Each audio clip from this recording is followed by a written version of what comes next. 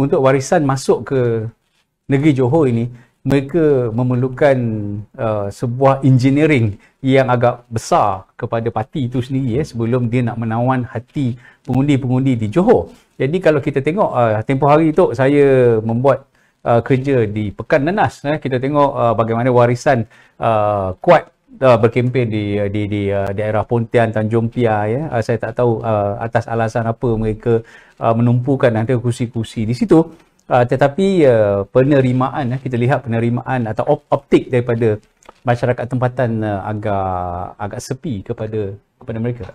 Saya rasa masanya belum sampai. Dalam politik ini, bila kita membuat keputusan, kita kena tengok keadaan dan masa. Ini sama juga dengan Parti Cinta Sabah. Parti Cinta Sabah dibawa PCS, dibawa Datuk Seri Anifah dahulu. Secara peribadi saya merasakan mereka tidak sepatutnya bertanding dalam kesemua negeri. 72 kerusi 72 semua kalah. Menakjubkan. Ya, dan majoritinya hilang deposit. Sebab apa? PCS masih baru dan rakyat belum dapat merasai apa sebenarnya agenda perjuangan mereka. Jadi kalau rakyat tidak memahami perjuangan sebuah parti itu, walaupun nafsu ketua seperti Datuk Seri Shafie Apdal nak melebarkan sayapnya ke Semenanjung, dia tidak akan membawa kesan. Malah pada pandangan saya, dia akan hanya memudaratkan parti tersebut, kerana kalau warisan kalah di 6 kawasan yang ditandingi di negeri Johor ini, kerana nafsu besar ataupun kegairahan ini, dia akan melemahkan parti warisan itu sendiri. Betul. Sebab itu tergesa-gesanya. UMNO ni parti lama. Kalau kita kalah dulu pun berbagai-bagai cadangan dibuat tukar logo. Betul. Pernah. Kita buang logo Barisan Nasional ni, dah lama dah, orang pun dah tolak 2018. Tetapi UMNO ni ada satu sifatnya ialah dia sabar. Dia tunggu, lihat kedudukan dan sebagainya.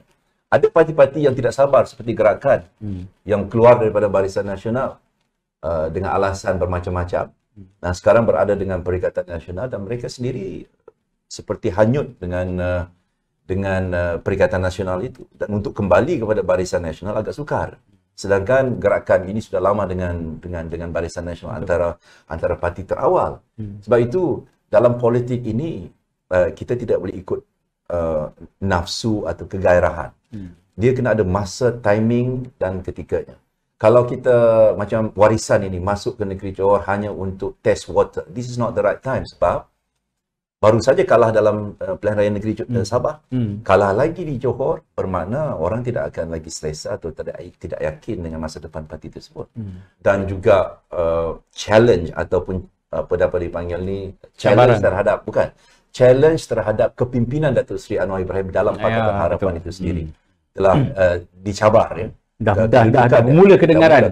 Sebab itu juga Datuk Seri Shafie Apdal ini melebarkan sayapnya ke Semenanjung ini kerana kita tahu Pakatan Harapan sedang mencari seorang pemimpin Melayu yang boleh diketengahkan sebagai calon Perdana Menteri. Mereka telah cuba dengan Tengku Razali dulu, gagal. Mereka cuba dengan Nik Aziz, gagal. Dengan Hadi Awang, tak boleh. Dengan Mahathir pun tak boleh, 2 kali. Dengan Muhyiddin, tak boleh. Dia dah cuba banyak kali. Tidak ada satu pemimpin Melayu yang dapat memusnahkan UMNO. Jadi mereka cuba untuk beralih alah pandang ke timur, mencari seorang pemimpin Melayu dalam bentuk Datuk Seri Shafie Apdal ini.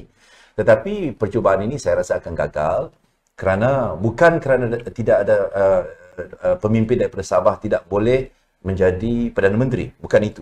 Tetapi parti yang diwakili oleh Datuk Seri Shafie Apdal ini pada asasnya ialah anti-establishment, anti-kebangsaan lah, Parti Nasional. Dia mahukan negeri Sabah.